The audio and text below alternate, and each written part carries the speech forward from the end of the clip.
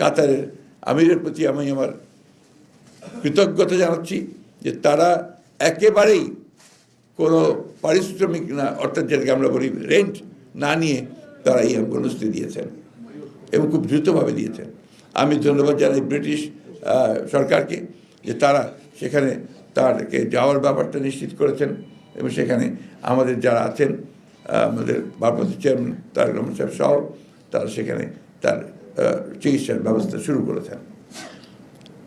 এবং ওটি আমি যে বললাম আমার কাছে যখন এরা তারিখ চাচ্ছিল তো আমি একটু দেরি হচ্ছিল, আমরা চেষ্টা করছিলাম যে এটাকে আরও বড় আকারে করা যায় কিনা, যাই হোক সেটা সম্ভব হয়নি।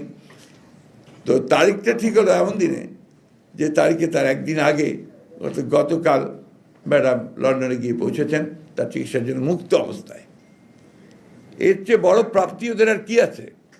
যারা লড়াই করেছে, যে মহিষী নেত্রীর জন্যে তারা জেলে গেছে, গুম হয়েছে, পায়ের নখ তুলে নিয়েছে, অত্যাচার করেছে, একজন এখন সুস্থ হয়নি, আরেকজন হাসপাতালে পড়ে আছে তার স্ট্রোক করে। তারা এইটুকু তো পেয়েছে তাদের লড়াইয়ে। দেশনেত্রী বেগম খালেদা জিয়া এখন মুক্ত, তিনি চিকিৎসার জন্য বিদেশে যেতে পেরেছেন। আমাদের ভারপ্রাপ্ত চেয়ারম্যান সাহেব তিনি মুক্ত হবেন অল্প দিনের মধ্যেই পুরোপুরি কেস থেকে, তিনিও এসে আমাদের মাঝে উপস্থিত হবেন ইনশাআল্লাহ।